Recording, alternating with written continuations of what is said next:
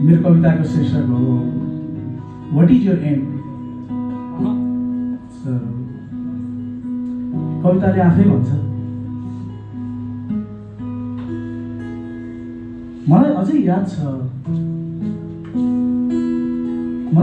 छ त्यो दिन जब अंग्रेजी पढाउने सरले सोध्दा म पहिलो पटक डाक्टर भएको थिएँ। अर्को महिना सामाजिक पढाउने मिसले सोध्दा म फेरि केही समयलाई इन्जिनियर भएको थिएँ। बिस्तारै कक्षा सकियो, म फेरि नेपाली शिक्षकको प्रश्नपछि टिचर भएको थिएँ। हप्तामा मलाई मन लागे म पाइलट भइदिन्थेँ, कहिले फुटबल खेलाडी भइदिन्थेँ, कहिले हजारौंको भिड अगाडि चिच्याउने गायक भइदिन्थेँ। मलाई केही बन्न केही अप्पर झट्नै थिएन। रातभर फिल्म हेरेर बिहान क्लासभरि डायलग हान्ने हिरो भइदिन्थे। कहिले देवकोटाको जीवनी पढेर अखण्ड महाकाव्य रच्ने कवि भइदिन्थे। कहिले बेन्चभरि अनेकौं शायरी सिद्धान्त लेखेर छोटा अब्दुल कलाम भइदिन्थे। मलाई सास फेर्न केही मुस्किल नै थिएन। बिस्तारै जिन्दगीको लहैमा लागे, दारी पलाए, परिवार बाँडियो, कोठा पनि भिन्न भयो।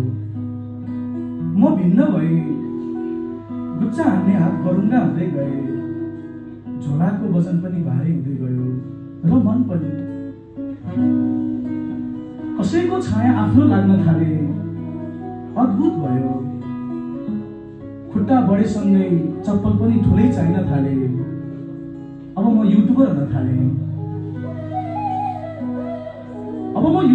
थाले। एक मध्याह्न साथीले नौलो भिडियो देखाइदिए। म त्यसको भोलिपल्टबाट जवान भएँ। धेरै भयो, सबै भयो। दुधको चट तोड्दा आमाले डाडुले हालेर बारीमा लखेटेको हिजो झैं लागे थियो। स्कुल जाने न्युमा कछुवा ढुङ्गामा डुबे झैं लागे थियो। घडीको सुईले फन्का हानिसकेछ। अब त न डाडुको हिर्काइले दुख्छ, न शब्दको झट्टारोले पोल्छ, केही पनि हुँदैन।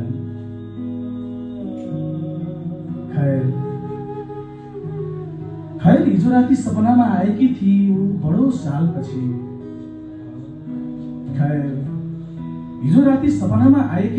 बहुत सालपछि आफ्नो किएर सोधी, के छ कवि साहब, बनियो त लेखक।